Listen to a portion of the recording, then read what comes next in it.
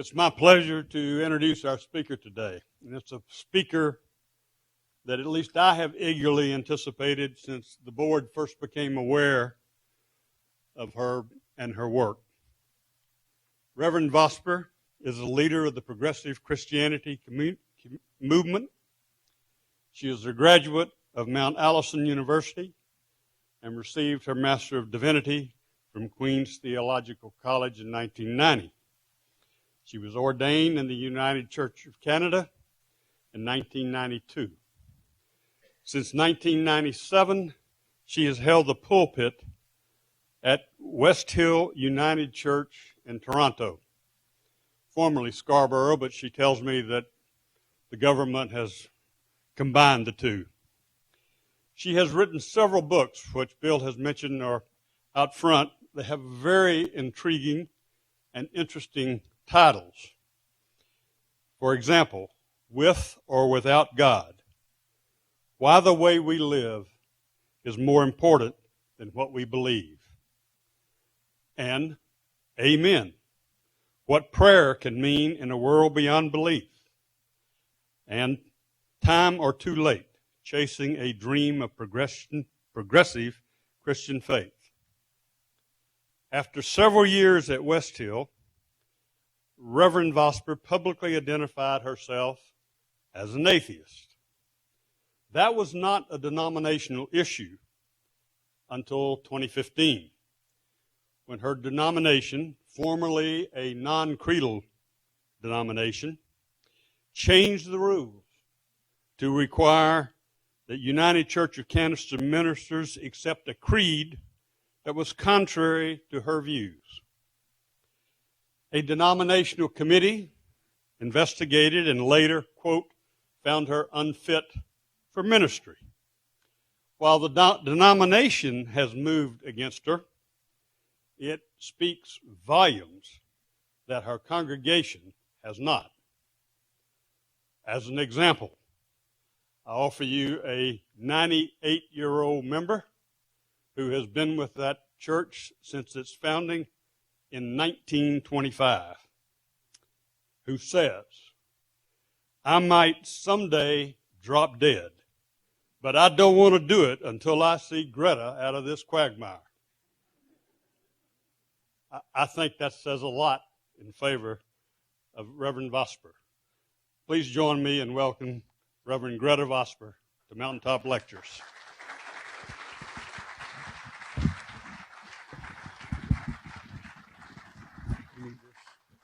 I think I have a mic on here. Yeah. Oh, that'll go down there. Thank you very much. Thank you for that introduction and for recalling Jean Hamill to my mind. Jean is that 98-year-old woman who is, when I arrived at West Hill, she was identified by the administrator, and I was told to beware of this feisty old woman.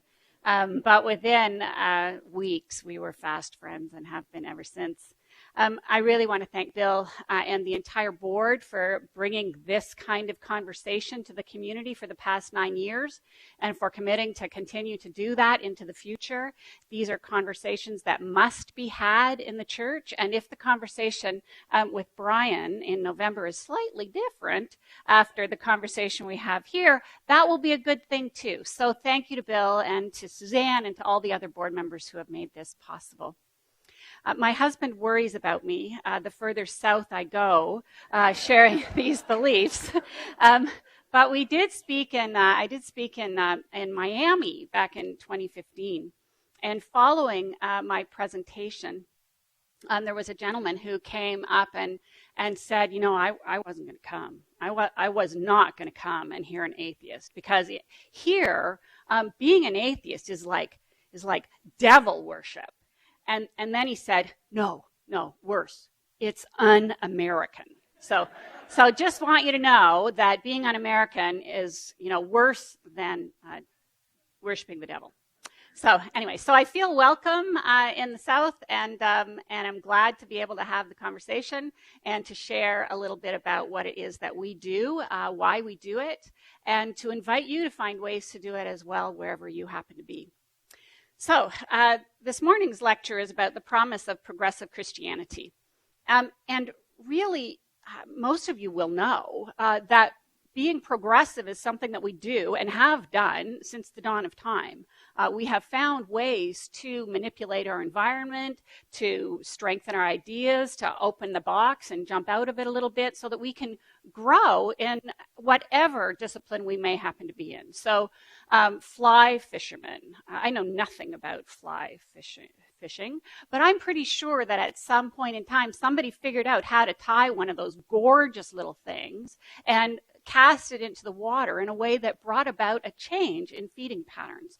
When we were in Hawaii, they had these entire areas that they set up that would pool fish, just naturally pool fish in an area that for hundreds, if not thousands of years, fed those communities. So people think of new ways of doing things. If any of you are educators, think about the idea of introducing a new way of teaching within your profession. So instead of rote learning, which was the norm when I was growing up and many people before me, by the time I hit high school, it was like open classroom, and you could go to classroom. You could go to class if you wanted to or not, as long as you kept your marks up.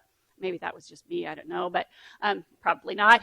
But someone had to introduce a new way of doing something at some point in time. And often when that happens, what's the reaction? Are you kidding me? We can't. No. Like, how would people get what it is we're trying to do if we did something new? Recently, I saw on Pinterest, when I was running through Pinterest, new jewelry that has been created. And I love jewelry. Anyway, but this, you insert it into your veins so that your blood runs through it, and you can collect the electrical power that blood creates to run your cell phone. I mean, I am not signing on for that, but that's the kind of progressive thinking that people are coming up with. So in any field, in any discipline, being progressive can be threatening. So what do we mean by being progressive, and what are the necessary things that have to be in place in order for us to be able to be progressive in our own thinking? Well, the first thing is that you have to be open. If your worldview is cast in stone and you live within a wall of opinion that has been created, formed as you were a child, set in place when you were in school, chinked, with your own attitudes and opinions, if that wall is so big around you that you can't possibly see what's going on outside, then you are never going to come up with a progressive thought. So we have to get those walls down. You have to be open about what it is that you know, open to what others may offer you in order for you to perhaps think outside the box in a significant way. You also have to be passionate. How many of you are passionate about fly fishing? Seriously, none of you are, okay, a couple of you are going to you could make some real difference in the story of fly fishing. The rest of you, why would you bother? You are not interested, right? So you have to be passionate about the discipline. If you're going to bring a progressive thought to it, it's because you're passionate about it and you want it to be vibrant and rich and attractive to a lot of people. So you have to be open, and then you have to be passionate. And then you have to be creative, because if you can't come up with an original thought, you're hardly going to be able to do something progressive. So you have to be creative in your approach to the situation. So as a fly fisherman, you think of a new way to play a stream. You think of a new way to bring in a different fish. You're constantly coming up with new ways of doing things and not just always following the rules. If you follow the rules, you live between the lines, you're not likely to going to come up with a progressive thought. And finally, and this is one that might seem like a no-brainer, but is often not considered, and that is you need to have intellectual rigor. You need to be able to read what's out there. You need to be able to listen to people who have cast aside any of your previous assumptions in their own journey and are willing to share it with you. And if we test those thoughts, if we go back to them again and again and try to understand what it is that somebody is trying to say, then maybe we will be able to make some difference. So I've talked about some of those things that are about progressive thinking and how we come up with progressive ideas in whatever discipline. One of the ones that I like to use as an example is the idea of limited liability. How many of you have taken advantage of limited liability laws, right? Your company does something that, you'd never actually do in your own backyard, but you're not responsible because of limited liability laws, which came into play back when the world was being conquered, and people could lose their livelihood. They could lose everything if a ship went down or a caravan was taken over by bandits or something. They could lose everything. So limited liabilities laws were created so that people would have the courage to go out there and to, as it turned out, plunder other populations. But the idea was that we were getting to see what the world was, right? And so now those laws maybe have a little counterproductive reality to them, in that they allow people to think completely differently about what they might do when they're at work than they would think about what they would do if their children were at risk. So maybe it's time for us to think outside the box and reconsider limited liability laws. So those are some of the progressive things that I wanted to talk about. So how did we get to a place where progressive Christianity is a thing? I'm going to start in the late 19th century, and many of you will be familiar with what happened at that time. Because of Darwin, because of intellectual exploration, because of the conversations that have been going on, not in the few decades of the last end of the 19th century, but since the beginning of time, where people would question what the standard understandings of the world were and rail against them in some cases, and often to the point, when it came to Christianity or sometimes other faiths, often to the point of death. Where people would present an argument that they felt was sound, that questioned what was considered the norm in their community, and were outcast as a result of it. So that had been going on for a long time. At the end of the 19th century, despite the fact that I think there were still laws about drilling holes through your tongue if you spoke something profane, they weren't really instituting those laws anymore. It was messy. And so they wanted to appear a little more open. So conversations were taking place that perhaps 60 or 80 years before would have been shut behind the drawing room doors. The women wouldn't even have been allowed in those rooms because those conversations were too risky. But toward the end of the 19th century, people started talking about what was being said on the street, about Darwin, about the understanding of where the Bible came from. And it sort of culminated. We can think about Albert Schweitzer's book, The Quest of the Historical Jesus, as kind of a culmination of that. And the work that he did, he explored all of the other people who had tried to find out who Jesus really was. And the basic thing he came up with was, if you go searching for Jesus, you're going to find somebody who looks just like you, right? Every scholar that had done that search, that had gone down through time and tried to figure out who Jesus really was, had ended up with a mirror image of themselves. And technically we still do that. So that was sort of a profound and idea crashing statement to be made. And Schweitzer, as many of you know, left for Africa and was the founder of the concept that all life is valuable, that all life, we have something in common with everything, right down to viruses and bacteria, and that is the quest for life, to be able to sustain ourselves, to live. We all try to do that, and that was one of his big things. But in the late 19th century, when all of that conversation was bubbling and everybody was questioning things, there was a response to that as well, a negative response. There's a great book called Robert Ellsmere. Has anyone read Robert Ellsmere? Women often wrote fictional stories at that point in time that brought to the fore social questions. And Mrs. Humphrey Ward wrote the book Robert Ellsmere, which is about a clergy person who loses his faith, right? He stops believing in God and what happens in the course of that. And that kind of story was reflecting what was really happening in the church at that time. Many people were questioning the faith that they had been given, that they were preaching in the pulpit, and they wanted to engage their communities around other issues. So they decided, or they didn't decide, they just began talking about some of these progressive ideas at that time. And so a movement toward this greater expanding understanding of Christianity became available to people. It was not just lockstep anymore. It was the opportunity to think and to learn and to talk about these ideas, even with your pastor, and to engage them on a broad sense. But of course, as that happened, every action has an equal and opposite reaction, right? That was my science class. Thank you very much. So what happened was there was this great, need for those who were not willing to be open to new understandings and new exploration, who thought that, Darwin was the spawn of the devil. They reacted profoundly and loudly against that.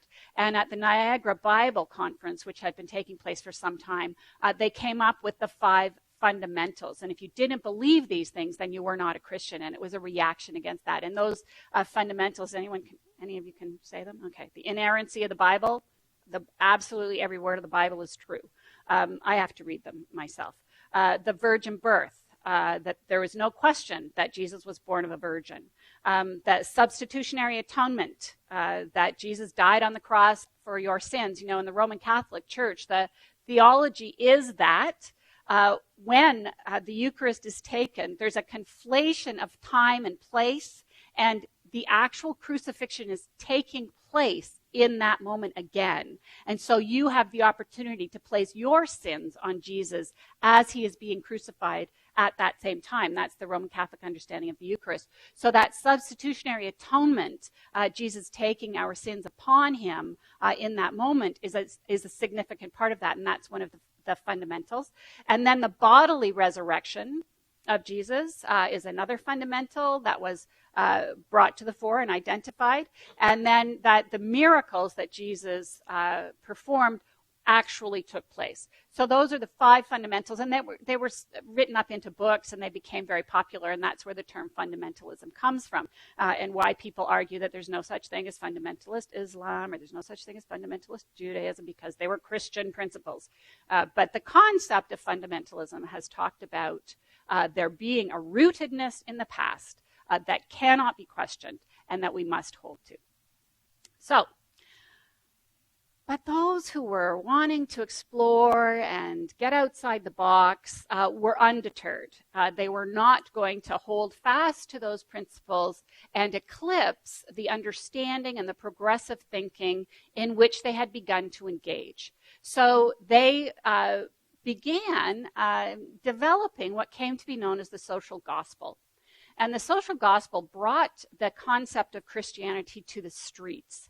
Not in terms of saving souls, but in terms of changing the world. And I didn't bring my phone up here. Darn it. I had the words to a temperance hymn that I wanted to read to you. My husband has a book of a mission band's songs, and every one of them is about saving people, not for Jesus, but from drink, or from cigarette smoking, or from licentious behavior. And every hymn was about, I took that sip, I drank that cup, and I was lost, and now I've stopped, and don't do it, boys. It's not worth it. That's what basically the words of the hymn were. So the social gospel started taking Christian ethics and applying it to the social ills of the day. And you'll know that back in that time, that's when the Industrial Revolution was really taking hold, and we had the captains of industry who were able to take advantage of that technological progress and become extraordinarily wealthy as a result, building their empires on the backs of the poor, who would work for them for almost nothing, and on the backs of children who could labor for less than nothing. So it was almost a slavery situation. And so those who were engaging in Christianity in this new way were seeing that the ethics of Christianity could be applied to the ills of society. So we could talk about child labor, and we could talk about the social ills of smoking and drink, and we could embrace some of the things that were happening and find ways to bring about the change because we were people who could share in that misery because of who we were and what it was that we knew. And so they took on all of those issues, and it became a major part of what was being explored at that time. And that's when my denomination was born. We grew out of the social gospel period. There were several Protestant denominations in Canada, and the United Church was born of the idea that we could come together and have this message of solidarity, this national proselytization could take place. There was a national evangelism. There was this addressing of social ills, and there was also already happening a diminishment of the number of people who were in the pews, right? Because if you read Darwin, what the heck did you have to go to church for, right?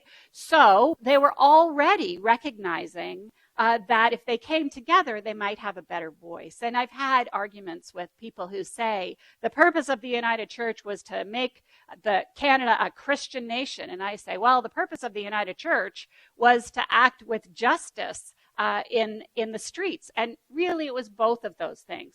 From my perspective, those of us who said that it was for social justice reasons have been, we've triumphed, because those who wanted to, proselytize and make a Christian nation, seriously, that has not happened. I mean, not well. So I would say that we've triumphed from there. But it was this liberal progressivism and this Darwinism that came to the fore, and all of that was happening at once. So what happened? In 1908, they finally cobbled together a statement of faith. It's called the Articles of Faith of the Basis of Union. And there were 20 articles that they basically agreed upon. I tend to talk too fast and then I run out of water. So they came up with these 20 articles that they could agree upon. The church wasn't actually formed until 1925. So those articles of faith were being written at the turn of that century, and then they lived through a world war, one of the worst wars in human memory. But the articles of faith held fast through that time and were embraced in 1925. But there was a problem because the United Church was bringing together all of the Methodist Church in Canada, all of the Congregationalist churches, and half of the Presbyterian churches were coming together into this amalgamation. But not everybody wanted to agree with those statements of faith. They didn't match, what a Presbyterian minister had agreed to. I mean, he'd signed on for the Westminster Confession from 1672. So he was looking at those going, I can't say I agree to those. And the Congregationalists who were dissenting from the Episcopal Church were like, yeah, we are so over that stuff. And so there was argument about whether clergy really had to accept those 20 articles of faith, right? And so the union almost didn't happen until one of the dissenters, true to form, said, well, why don't we just say that clergy have to be in essential agreement? So they don't, they can still preach according to what they were taught and the vows that they personally took. They don't have to change and ditch stuff to go with these articles of faith, right? And so everybody agreed. And their union was able to go forward. So the United Church was formed with this concept of essential agreement. And it made total sense when you had people coming in from a bunch of different denominations. But what does it mean when you start ordaining your own leaders?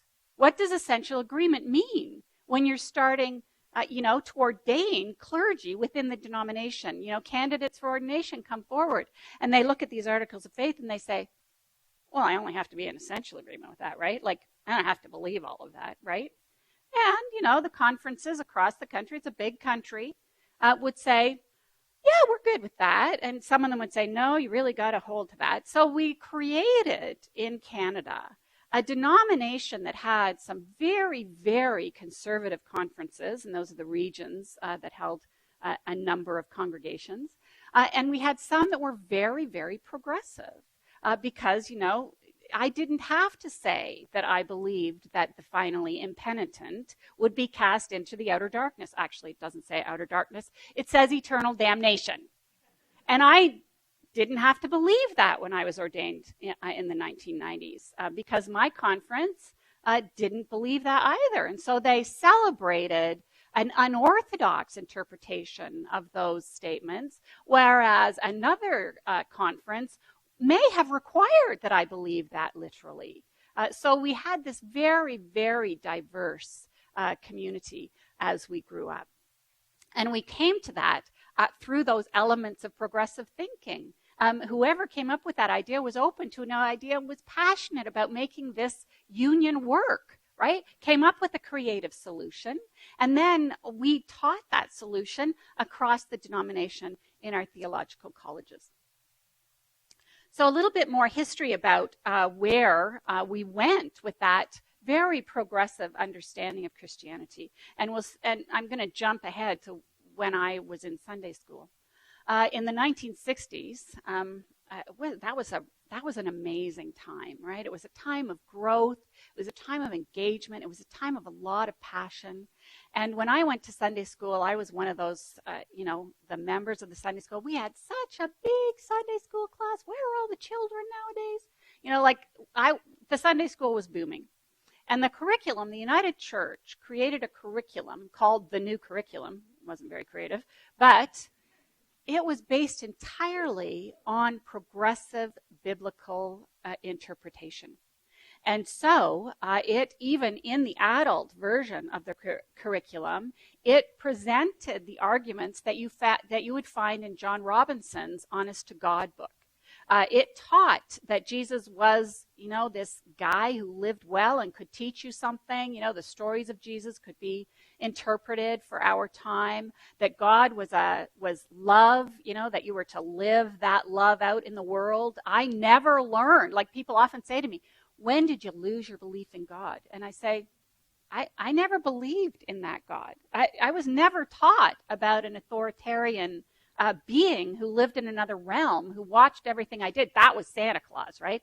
Santa Claus watched everything I did, but God was not a being like that. God was what I was supposed to live out in my life, right? And we were to find ways to do that. We had these funky stickers, and things that, we could put on our lockers at high school that showed that we were really cool, even though we still went to church. But so in the 1960s, there was this excitement around theology. And I've heard many clergy say who were ordained in the late 50s and early 60s that the only way they were able to stay in the church was because they had Robinson's book in their back pocket, and it helped them understand their theology in a way that allowed them to provide meaning to the people in their churches who had been through 1 or 2 world wars, for whom the world had been turned upside down, and for whom some of the premises of traditional Christianity simply no longer worked. Right? So bringing these new ideas to the fore was a significant part of what the United Church of Canada did and allowed its clergy to do because of that essential agreement thing. So in the 1970s, that was the boom of the Live Love thing. I went to Mount Allison University, as was shared, and there met Eldon Hay, who died recently. But he was my professor for religion and culture. And Eldon sat down and put social questions in the middle of the group and then invited us to figure that out. Like, how would you bring something that you would call religion to this conversation? And we had extremely challenging conversations in that class. And I walked out of that class always grateful for the grounding that I had because I wasn't having to untangle theologies or understanding that so many of the other people in that class had come with. And it was very painful to watch them, or it was painful for them to go through the path, that work of unraveling that past and coming to understand it differently.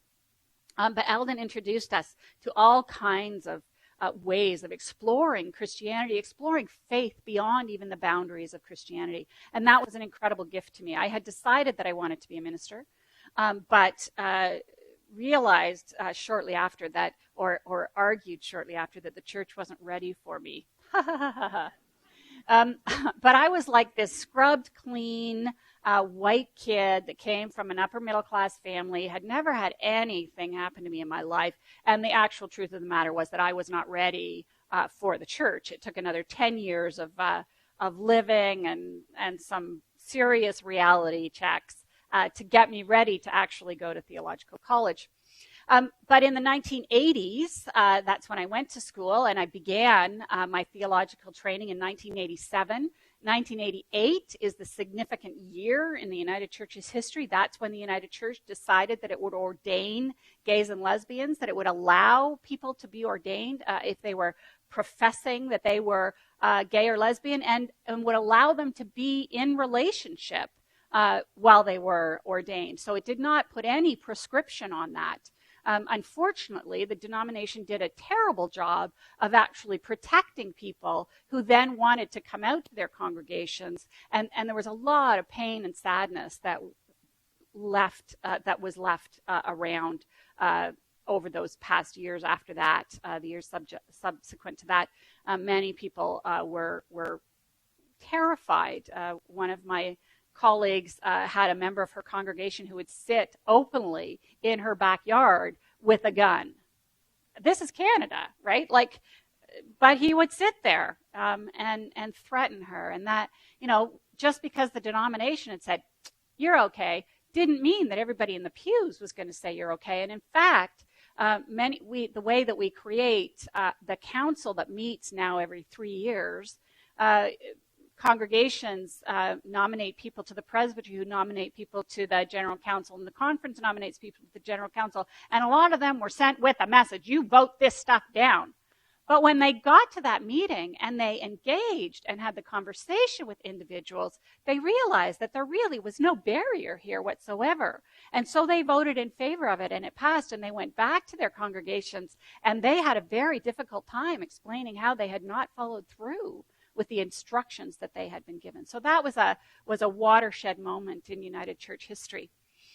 We then went on cementing the spirituality that had grown out of union into the work that we were doing in a number of different ways. And in the 1990s, we continued that work. And when I was ordained, I was ordained not having to say that I believed almost anything, right? And in fact, because it was the ecumenical decade of Churches in Solidarity with Women, how many people remember that?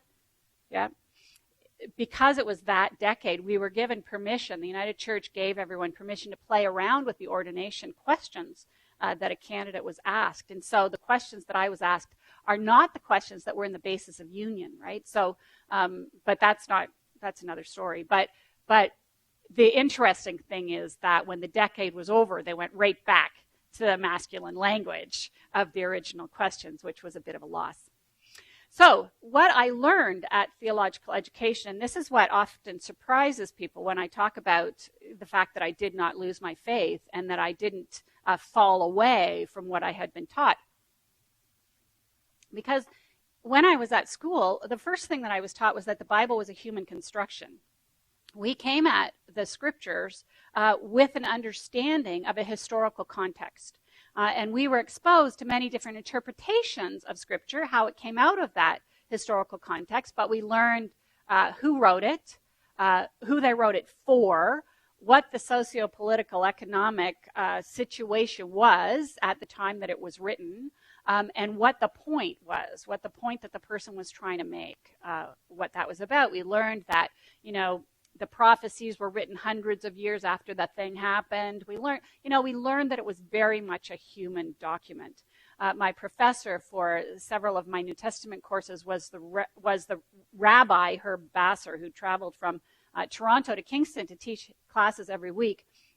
And he opened up the class about Mark. I remember he said, you guys, or once we're finished this course, you're the ones who are going to have to turn this back into Scripture. It's got to become Scripture for you in some way. I'm going to do my job, and that will probably make that really difficult. But that's your job. I don't have to worry about that. And I'll never forget that, right? And it's true. Once you take a look at Scripture and start parsing it like that, it's very hard to get this magical, mystical meaning out of it anymore. And so that was a significant part. So once we identified the Bible as a human construction, we also struggled with God as a concept. I was never told what God was. I was introduced to a variety of radical interpretations about what that meant. Where Sally McFaig had a variety of different models of God, and we were introduced to, the thinking that had happened from the first century right through until the most contemporary. Studying Matthew Fox and some of the work that he did. Jack Spong was there for a lecture one time, and we were exposed to God as a concept. And we were invited to wrestle with those concepts and come up with our own construct, what worked for us, right? But never were we told, I was never taught in Sunday school or in my theological education, that God was a being with some kind of physical attributes that were only realized in another realm. I was never taught about personal salvation. Salvation, we were taught about salvation on a continuum. And yes, there was a personal salvation to which some people held and which they believed. And then there was this corporate salvation, which we were sort of engaged about. And that was what? It was the social gospel. It was about finding ways to bring the whole of society into a place of wellness and hope. Hope in one another. That was the piece that we were taught. And then the other piece was about Jesus, and that was the quest of this historical Jesus was continued. One of my New Testament and my Greek professors was Rob Bader, who was a member of the Jesus Seminar. The work that we were expected to do was to be deeply rooted in the work of the Jesus Seminar and the reading of the scholars of the Jesus Seminar. So the idea of Jesus was he was a human being who lived at a certain time, and as I say in With or Without God, had a great posthumous marketing team. But those stories were written a long time after he died, and they were written already with a purpose in mind, right? And what he lived and died for may or may not be reflected in that. And what his death was about may or may not be reflected in those stories. We tended to follow some of the teachings of some of those people that I'm sure have been here or you have been familiar with. And I'm going to list some of them now. Jack Spong. Jack Spong tells a very different story about the Bible than most of us have experienced as we've grown up. I don't know anyone who knows the Bible better than Jack Spong does. And he has brought that knowledge and that his, open passion, creativity, and intellectual rigor, he has them all down pat, and he introduces and has introduced thousands of people to understandings that they would never otherwise have explored because he was so deeply rooted in his understanding of the Bible. And then Marcus, who wrestled and helped us understand God and Jesus in different ways, who his work around Jesus really introduced us to someone that actually we'd never met before, as the title of his book challenged us to realize. Many people in the church had never recognized that, and many of them read Marcus's books behind closed doors, right? Because they're afraid of what people are going to think if they're caught reading that, crazy stuff that shatters so much of what we believe. Dom Crossan, who talks about empire and introduces the language around Jesus in the context of the language around Caesar, and recognizes how all of that is the artistry of inviting people to overthrow a government, right? You do that by inviting them to see the story is theirs to tell. It doesn't belong to those other people. It's your story. Stand up and live it. And that's what Dom does in his in his lectures and his understanding of Christianity, which were all huge. In the 1980s, when I was at school, we read a lot of Rosemary Radford Ruther. Some of you probably know her work. And she brought feminist theology to the fore. She and Elizabeth Schistler Fiorenza, seriously, if you're going to read one of them, go for Rosemary Radford Ruther. Like it's just tough slugging the other stuff. Although if you want to look really smart, you can carry one of her books under your arm, and people will think, "Ooh, smart person there," right? But Rosemary Radford Ruther was about creating church. She wasn't about selling theology. She was about how do we do this with a recognition that there is something exquisite and beautiful and right about being a woman, and expressing that in a theological context is that story hasn't been told. And so she invented or grew into being the concept of woman church and wrote about that and inspired so many of us. And was wonderful. And I've mentioned Sally McFaig, Lloyd Gearing, who has talked about Christianity without God. Are you familiar with Lloyd's work, Lloyd Gearing's work? Some of you are. Lloyd is a New Zealand theologian. He turned 100 this year. On his 99th birthday, he preached. He was tried for heresy just over 50 years ago and was not convicted of heresy and was able to continue teaching in the Presbyterian Church. But his work is brilliant and insightful, and his book, Christianity Without God, is definitely a book that you should look for.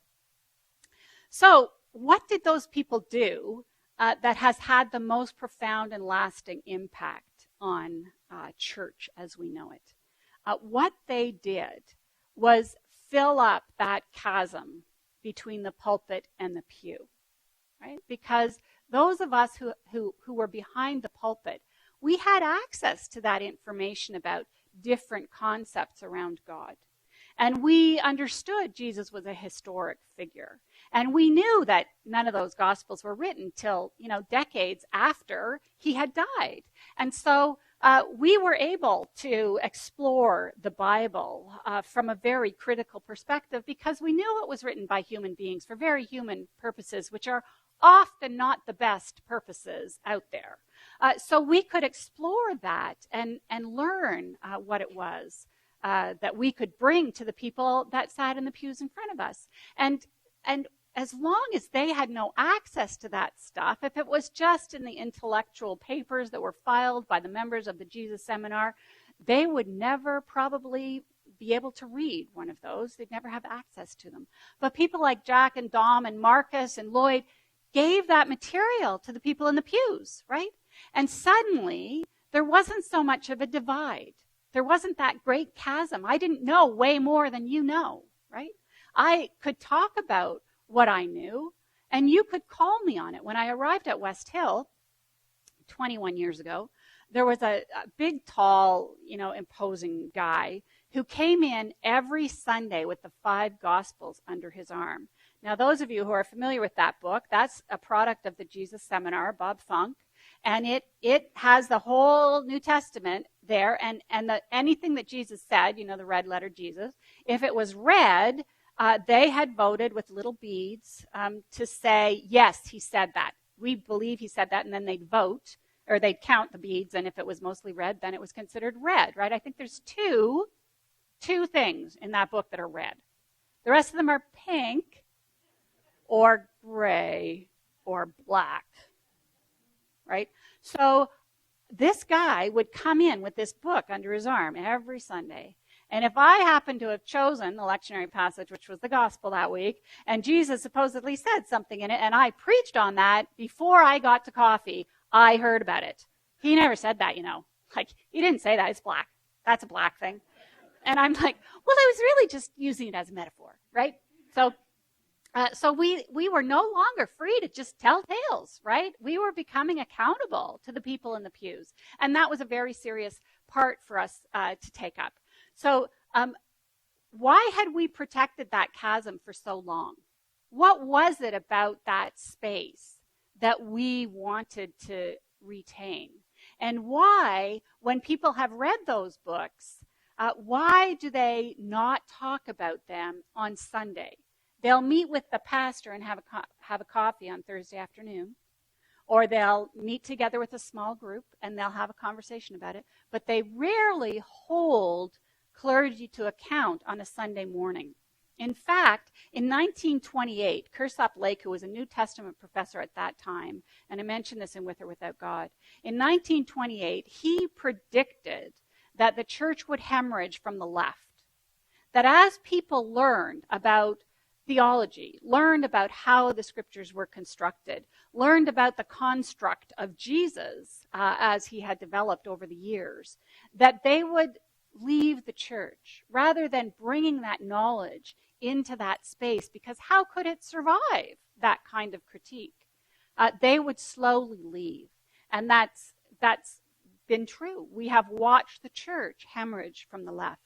And as that happened, Lake said, you would be left with a greater and greater conservative perspective in your churches, which is true. You take all the red out of pink and you end up with white, right? You take all the white out of pink and you end up with red. So if you take all the left, all the rational thinkers who have thought their way through this, who know what contemporary scholarship has offered, if you take them all out and you leave behind those who have never been introduced to that work or didn't have the fortitude for very good reasons. I am not saying that people who don't embrace that are chickens.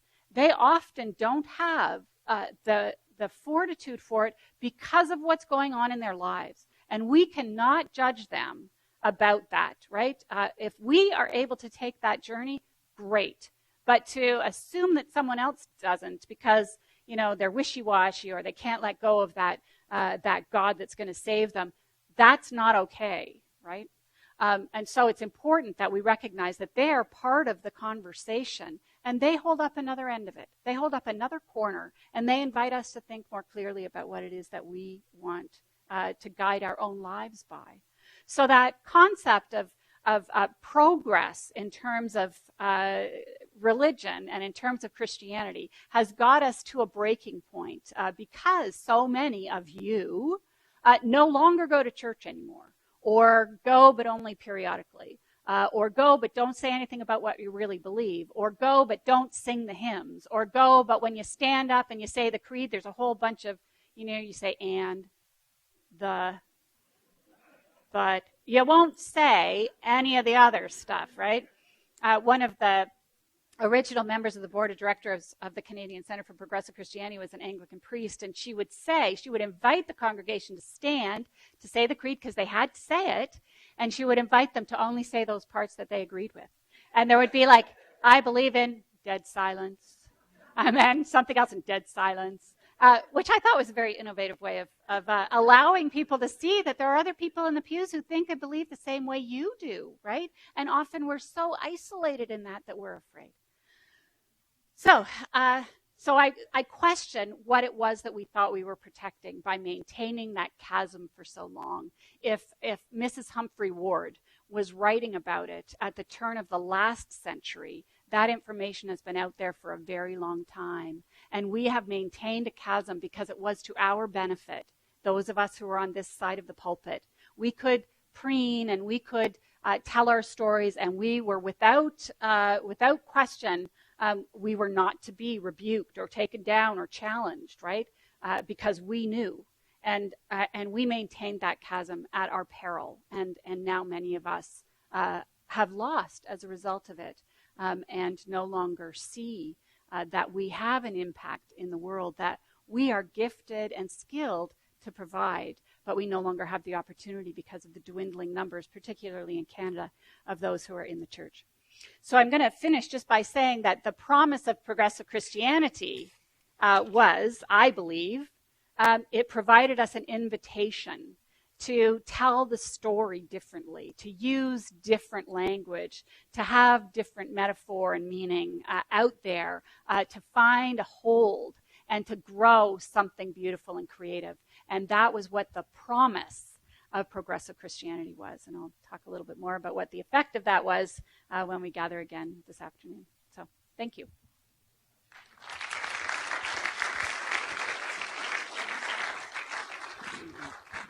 Floyd's over on one side with the microphone. Bob Wheeler here has a microphone. So if you have a question, please raise your hand and speak into the microphone so we're picking this up on our video, please. And I'm going to ask you to do what my dad does. Jack calls himself my dad. And he asks for a man and then a woman and then a man. So if we can do that, it'll force some of you women out of your comfort zones and get a mic in your hands. So, okay. So our first one is here. Yes. So my name is Scott, and my question may preempt what you're going to be talking about this afternoon, but that's okay. I'll just introduce the idea. Mm-hmm. So Jack Spong was very, very careful about not using the term atheist. Mm-hmm. Yes. Marcus used the terminology panentheist. Mm-hmm. I've heard and read what you've said about choosing to use atheist to identify you. And so I'm curious, Spong said that was too incendiary. Mm-hmm. You've chosen to identify yourself as an atheist. And there's two questions here, I guess. Isn't there a less incendiary way to do that? And the second question is, and part of the question has to do with what Lloyd Gehring says about a Christianity without God. How do you resolve Christianity without God, without, being an atheist? Right. I identified initially, and with or without God, I identify as a non-theist, right? I don't have a theistic understanding of God. And I've been caught up on that because I said in an interview that the professor or the principal of the local theological college said that over half of clergy in the United Church are non-theists. And he said he never said that. He said they were non-traditionalists, right? So I think of them almost as the same thing. But I identified as a non-theist. And then I learned after that book was published that many of my colleagues identify as non-theists but still have a sense that there's some supernatural something out there that, is the flow that allows us to live and move and, celebrate life. So in my second book, in Amen, I decided to identify as a theological non-realist. And took 3 or 4 pages to explain what that meant. And all of it really was to avoid the term atheist. So I don't think I wasn't intentionally avoiding that term. I just hadn't embraced it at that point. So when I did embrace that, and I am going to talk about that this afternoon, it was because my denomination had taught me to act in certain ways. And so that was the most significant and important and powerful way that I could act in that moment, in that situation. And I'll talk about that this afternoon. And Jack's immediate response was, "Oh, Gretta. Oh, Gretta." And I think he's right. It is a preemptive sort of like, oh, well, we're not going to listen to her. And part of that has been, has shown itself out in my colleagues particularly, and in my review, all of which is because most people don't ask me what that means, right? They don't ask me what that means to me, and they don't ask me how it impacts my ministry, right? So those are things that we will explore. So I'll try to leave it at that, so that we can, I don't want to end up with short time or with nothing to say this afternoon. But yeah, it is a significant piece, right? And my husband, who was a former evangelical Baptist, he was sitting beside me when I typed it in on my website, minister, author, atheist, and he goes, "Ah!" Well, there we are. So, yeah. So, okay. So, a woman with a question? Hi, my name's Uriah. I'm actually a student, and I'm writing an essay about this for extra credit, but I am actually super interested. I know that you gave kind of a statement of what, for you, progressive Christianity is. I was hoping that I could kind of get you to say a sentence or two about it again. Sure. So I have a direct quote that I can use in my paper. Okay. Okay, a direct quote. Okay, what I said was that the promise of progressive Christianity was the invitation to all of us to explore and create new ways to tell the story, right? Now, the story means different things to different people, right? But if it meant something to us, if it was important to us, and we were passionate about it, and we did the work of thinking deeply about it, then we were bound to come up with a new story, right? Like that was on the path all along. But I'm happy to, give you something more concise later. I tend to, anyway, thank you, and I hope you enjoyed writing the piece.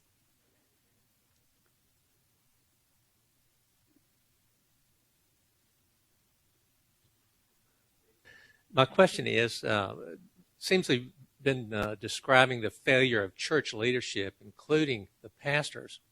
What direction would they be taking to reform the church? Or is that the subject of your second lecture? I will address that, but that's a great question. Was that a correct impression to take? That the leadership has failed? So. Okay. I think so. I think that we have watched numbers dwindle over the last 30 years, and I'm going to talk about that this afternoon. And so when that happens, we start running around the ship trying to fill the holes, right? Like, what's going on? Why is this happening? And we have become so caught up in that institutional salvation that we've forgotten what that story meant to us. And so telling that story has lacked the luster and the vivid passion that it's had in the past.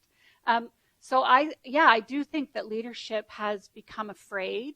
I have a colleague who has intentionally, he's younger than I am, and he knows perfectly well that he may outlive his time in ministry in the United Church of Canada. He may not make it to retirement, like the United Church may not make it to his retirement. So he has very carefully and very strategically moved himself in places where he has longevity in the pulpit, right? Is that really the kind of leadership that the church needs? I mean, I respect him for doing that, right? He needed to do that, so I'm not going to condemn him for it. But that we're in a situation where that's our response is unfortunate, and it prevents us from being the presence, not in the church, but in the wider community that we are called, if I want to use that word, and tooled and gifted to be, right? So when we become afraid, we step away from that responsibility fairly quickly, and that's been sad. So when I talk a little bit more about what progressive means, I'll do that this afternoon, and we'll talk about some of the elements of that. So thank you, Steve. Another woman? No women have it. Oh, here's a woman right here. Oh, we've got one here, and then we have a man there, and then we have a woman here. Okay, perfect. I came onto you because Spong wrote and talked about you. Where am Here. I? Here. Okay, thank you. I'm looking at this one. And I read your books, and I admire what you're doing. I'm wondering how many others like you, sort of the counterpart to his question, how many other pastors have you encountered who are not afraid to do what you did? I understand the fear part. I understand why you hang on to your job. I understand why you've given your life to something that changed before your eyes. And I'm just curious to know if you're aware of anybody else in your age bracket, or even maybe 20 or 30 years younger, who might be brave enough to say to their congregation that they've built and maintained and have before them, and then been able to do what you did, which is keep your congregation with you. Because I believe that what happened, I think that the next transformation of church, if it survives, is going to be in the way that's what's happening in West Hills. And I'm very unaware. I know some little house churches that may be close to that, but I don't know more than 10 or 20 people that can say they're part of anything that can say the words you've just said. Thank you for that question. And the second lecture on babies and bathwater and which one to toss, that addresses a lot of that issue. But yes, in the United Church, we founded I and some members of West Hill and several other people who had been connected with the Center for Progressive Christianity here in the States created the Canadian Center for Progressive Christianity in 2004, and we wound that up in 2015 because actually Mark Zuckerberg filled our mandate, which was to create connections and allow people who are isolated to connect, and Facebook did that way better than we could ever do it. And that's the book Time or Too Late, is the lectures and the articles that I wrote while I was leading that. In the time that we were doing that work, we tried to get congregations to identify as progressive, and they would not. They were willing to identify as affirming in terms of the gender and sexuality justice work, but they would not identify as progressive because they felt it was too threatening. And there are the number of clergy who probably believe the same things I believe and who are trained the way I was trained are legion. But those who will actually speak to their congregation on a Sunday morning like that are very few. So they will speak on as I said, Thursday over coffee, or Saturday morning, after the bazaar or something. They will talk about what they believe, but they will not share that on the Sunday morning. And when we first began the work of sort of retooling West Hill, part of what allowed us to do that was there had been a book study which had predated me by probably 15 years or so, and they had studied all of the progressive thinkers in this area. And one woman who, after church one Sunday, she said, "Oh, thank goodness," she said, "every Friday night we throw all of this stuff out the window, and every Sunday we come back in and it's all back in place." And she said, "At least now you're leaving some of it out the window," right?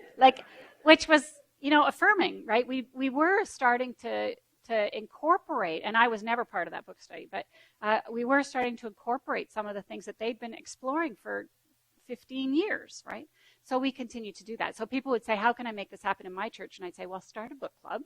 And in 15 years, but that's not true because that information is all accessible now. Like, it was fairly new 15 years before, in the 1980s, when the second book they read was Tom Harper's For Christ's Sake, which was about the divinity of Jesus, and they, so they had walked away from the divinity of Jesus way back in, 1982 or something. So they were primed and ready for this, and particularly in my denomination, since the review has happened, clergy are no longer comfortable identifying as progressive at all in their congregations.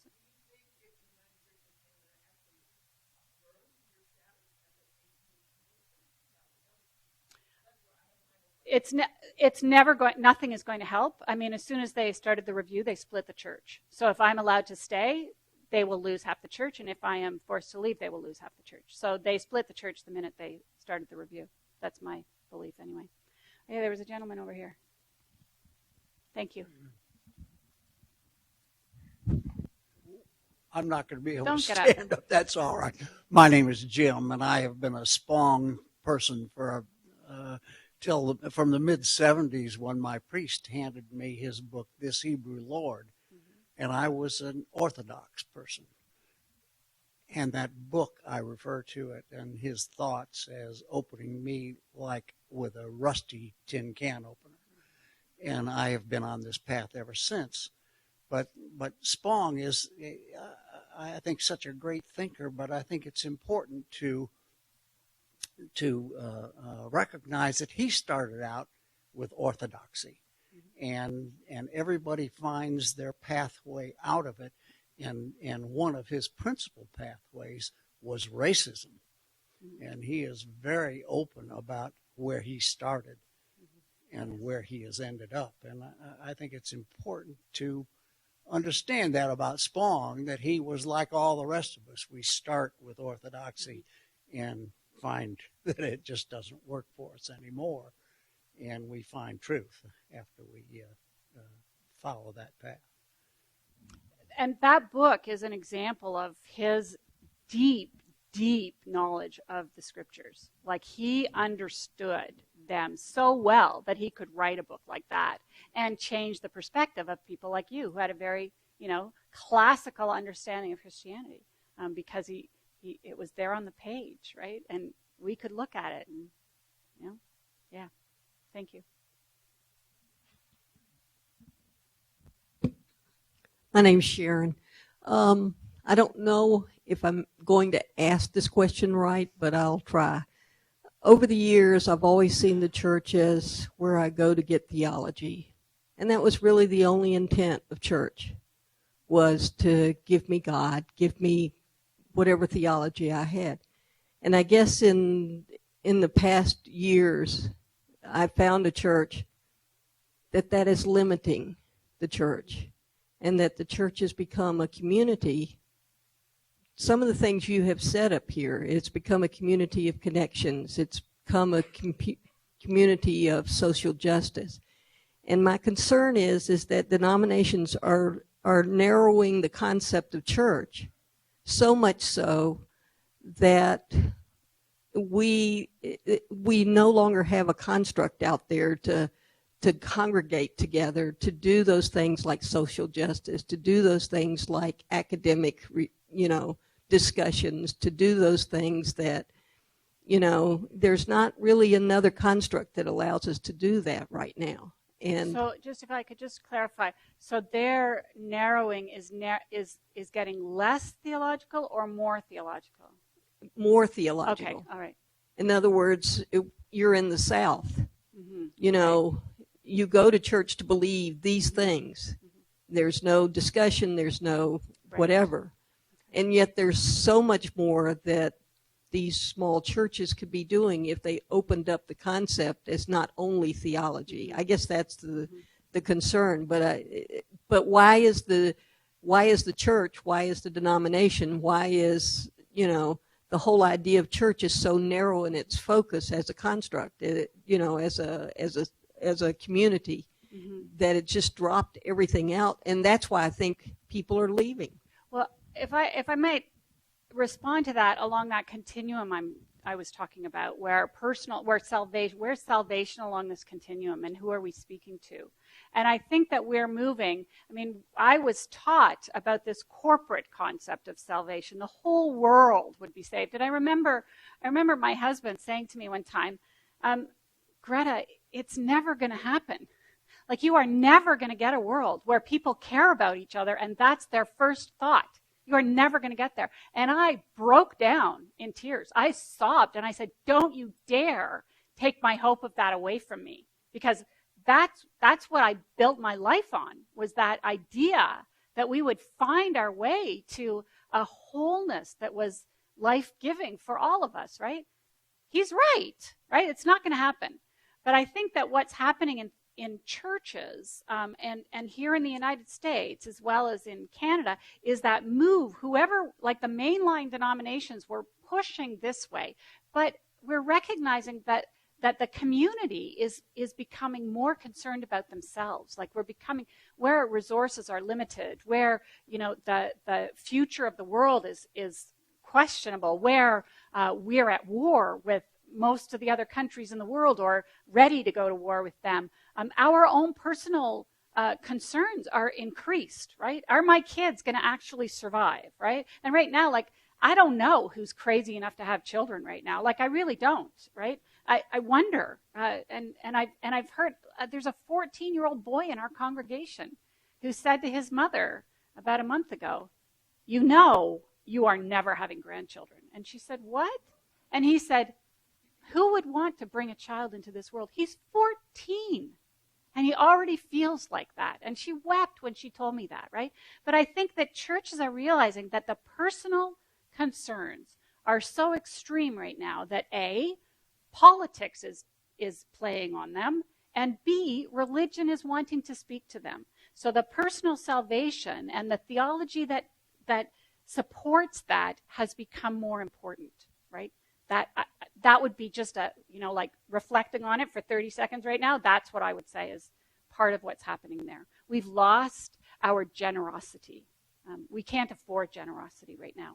So I'm going to batten down the hatches. And the reality is that, as Albert Schweitzer tried to teach us, everyone is trying to survive. And if we do it together, the tragedy of the commons can be averted, right? Zero sum can be averted. We can actually find wholeness together. But I think we're afraid. Ugh. One of the things that impressed me is I spoke with someone who taught at a seminary for 30 years, very well respected, and asked that question. How is it that these folks go through seminary, come out with all this information? Robin Myers makes a whole book out of this, and yet it never gets from the pulpit to the pew. And he did this. And I said, well, what does that mean? He said, there's no church board of directors, board of trustees, or whatever the governing body is, that is hiring a minister or a pastor to come in and run risk of losing 50% of their population. Actually, it's 75. Well, but they're trying to pay for a mortgage. Mm-hmm. It's all financial. Mm-hmm. Or the pension. Mm-hmm. I've got 3 more years or 5 more years. So it really is a conundrum. Mm-hmm. And Bart Ehrman, when we had him several years ago, we asked this question. Why? And he said, quite honestly, when you're looking at a population, if you got 100 people in the pews, 50, 60 of those people are there for their purpose and how they believe they need to believe. And to upset that apple cart, to take away that hope of what they've grown up with, is just not right. That the proper venue would be the Sunday school class or the forum on the Friday night or whatever. So I think that's just the reality, and that's why I think they're not claiming to be progressive congregations. It's financial.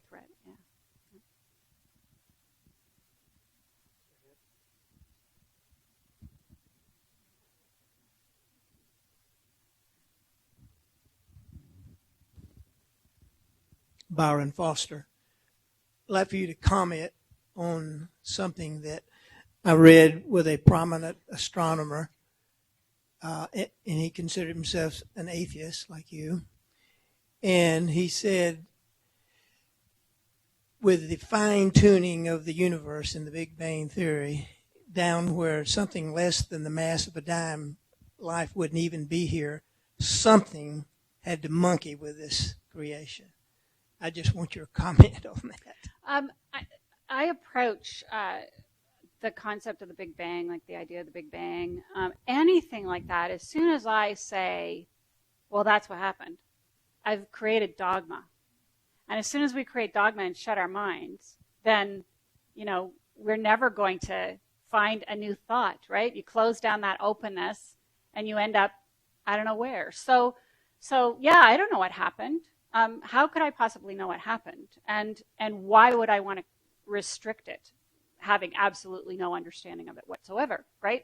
So something may have monkeyed with it, but that doesn't mean that something is a supernatural, other realm intervention in this realm, right?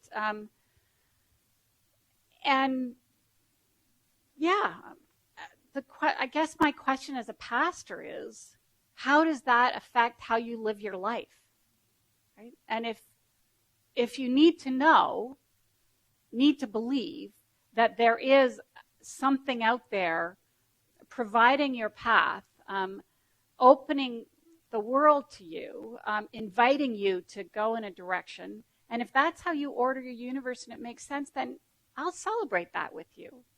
But if you don't, if you think you're like fighting against all the forces of nature to survive, I'll support you in that work as well, right? That's my role as a pastor.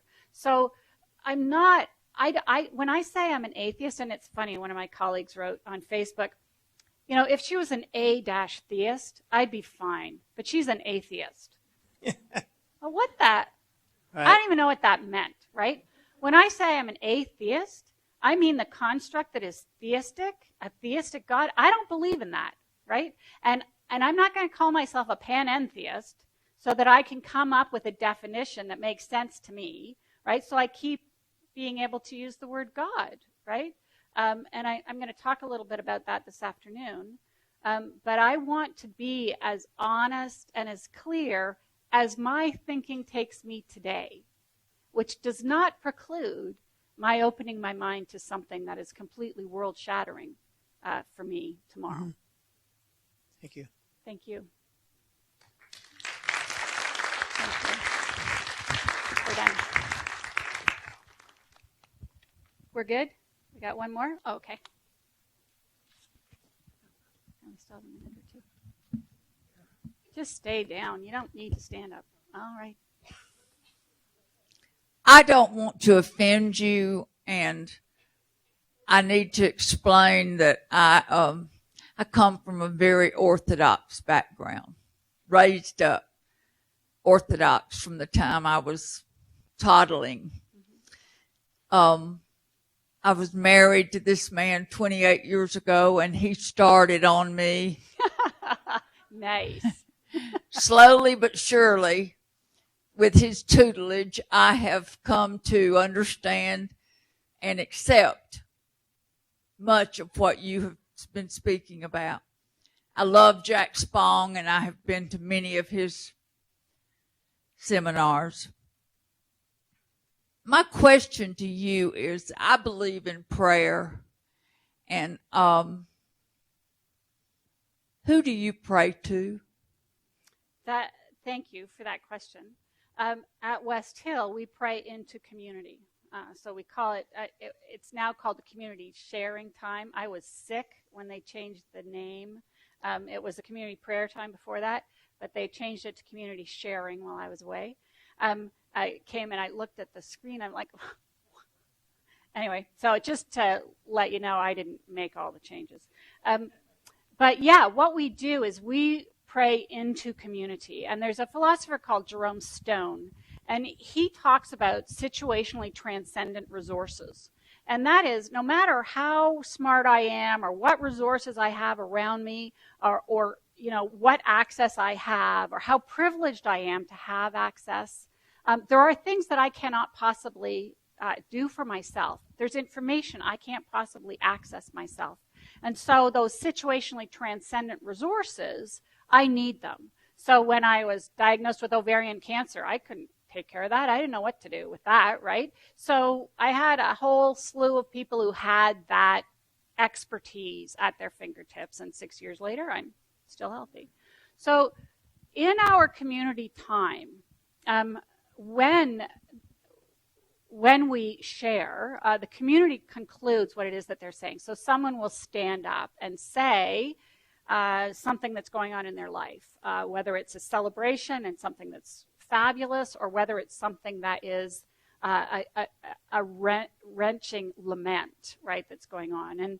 And they will say what that is, and then they'll say, in this abundant blessing, if it's something lovely, and the congregation says, we share the joy.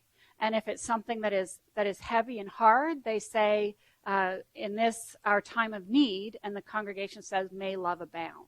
So those are the responses. And as we made this change, we tried to keep as many things the same so that they could feel kind of, you know, it didn't feel like we were ripping everything away from them. But honestly, I have never seen prayer work the way that it works in this community, because people stand and speak their need. And after that service, they are ministered to by almost anyone who has anything that they can offer. And it is the most profoundly beautiful thing that I've seen happen. And when there is a crisis in the community, the email network will get active, and it will share what's gone on in someone's life. And you will see the emails firing back, everyone going, may love abound, may love abound, may love abound, may love abound. And people are held, and then they get into gear and they do what needs to be done. So I have seen people heaving in that time, trying to share what's going on in their life, which is brutal in that moment. And I have seen them surrounded by a love that allows them to move through that time with dignity, with support, with care, in a way that I have never seen prayer work. I mean, we used to, when I arrived at West Hill in 1997, the previous minister had set up prayer, and there was a prayer box in the lobby that people could put prayer requests in, and then he would stand behind this massive communion table and invite the congregation to tell him what they wanted him to pray about. And he would write that down, and then he would lead the prayers extemporaneously based on what he got from the box, which was brought up during the service, and what people had told him to say. And I was very uncomfortable with that. I didn't like that. I didn't like the process, right? I thought it made me the God bearer, right? Like I was the one who could bring God to the people or take the prayers to God.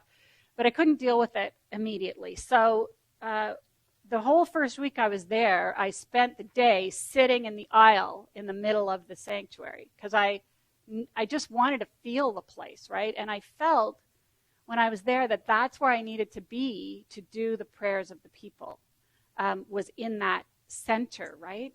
Because they were their prayers. And I thought that would be a visual that would sort of get beyond the fact that they're telling me and then I get to make it into the magic words, right? But I knew I couldn't manage a bunch of pieces of paper and stuff that people were just telling me off the cuff, right? So I went behind the table that first Sunday, and the person brought the box up and put it on the table, and I opened the box, and it was empty. So I went, okay. So I went down, and I stood in the middle of the community there behind me and in front of me. And that's where I led the prayer from. And we did that for probably 3 or 4 years, and then we moved into individuals rising and saying it themselves. And I'm an author. I'm a creative. I'm a poet. Like I can put something into beautiful words, right? And I think there was a bit of intimidation around that. But once people started opening their mouths, the beauty of that far surpassed anything that I could say. And the immediacy of that and the response of the community to that is profound and efficacious as I have ever seen prayer be.